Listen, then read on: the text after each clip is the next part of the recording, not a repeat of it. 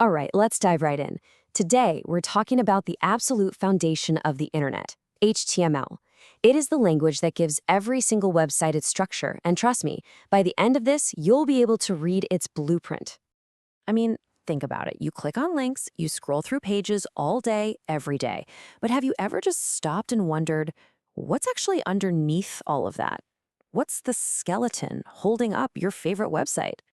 Well, it's actually a lot like building a house. You wouldn't start picking out paint colors or furniture before you have walls and a foundation, right? You need a solid blueprint first. And for the web, that blueprint is HTML. But here's the thing. HTML isn't a solo act. It's actually part of this powerful trio of technologies that work together to bring the modern web to life. So think of it like this. HTML, that's our house's structure, the foundation, the walls, the roof. Then you've got CSS, which stands for Cascading Style Sheets. That's all the style, the paint color, the furniture, the cool light fixtures. And finally, there's JavaScript, or JS. That's the functionality. It's the electricity and the plumbing that actually makes the house work. I mean, a beautifully styled room is nice, but it's not very useful if you can't turn on the lights. A fan is just a ceiling decoration until you can flip a switch and make it spin. That's the difference between CSS and JavaScript. But today, we are laser-focused on that first step, the blueprint that makes it all possible, HTML, the structure. So what does HTML even stand for? It's Hypertext Markup Language. Okay, let's break that down. Hypertext is just a fancy way of talking about the links that connect all the pages on the web together. And markup language? Well, that just means we use it to annotate or mark up our content to tell a web browser how to display everything.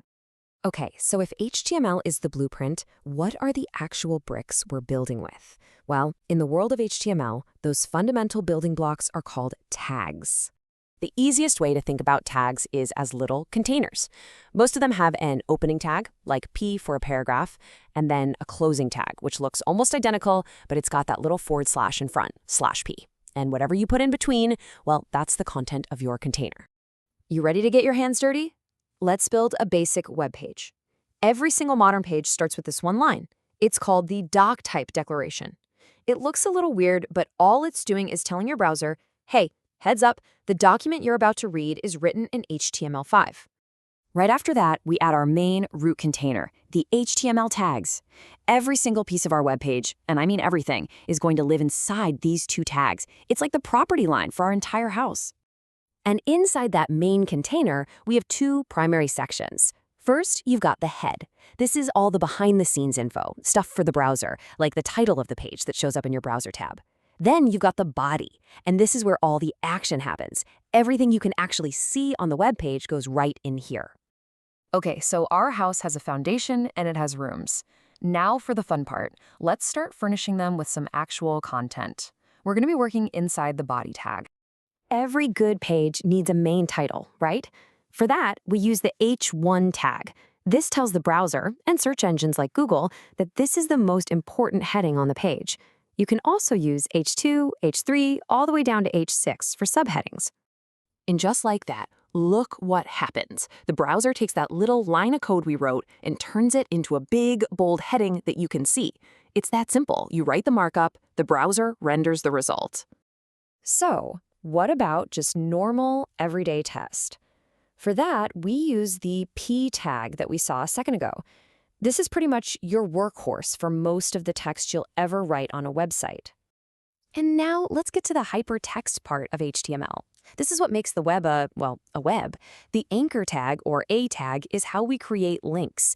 Inside it, you have what's called an href attribute, which just tells the browser where to go.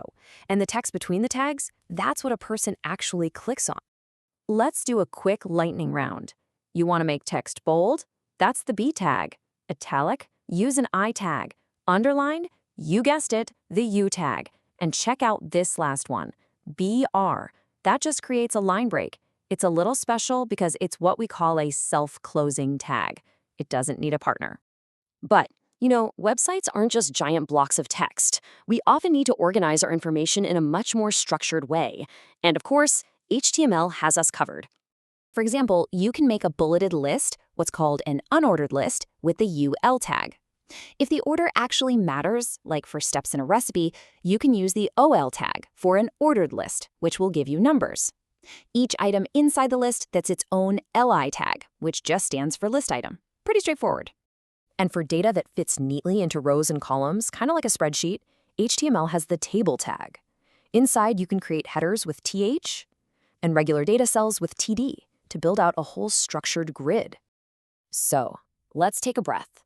We've looked at the main structure, a bunch of different tags for content, and even how to organize it.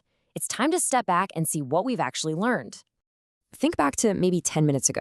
If you had looked at this block of code, it probably would have just seemed like a bunch of intimidating nonsense, right?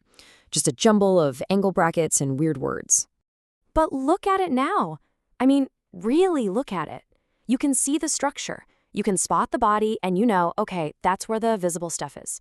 You can identify the H1 heading, the P paragraph, and you know exactly what that A tag does. It's not nonsense anymore. You can read the blueprint. So here's a little challenge. The next time you're on your favorite website, right-click anywhere on the page and hit View Page Source. You now have the key to understand its fundamental structure. So my question for you is this. Now that you can read the web's blueprint, what are you going to look for first?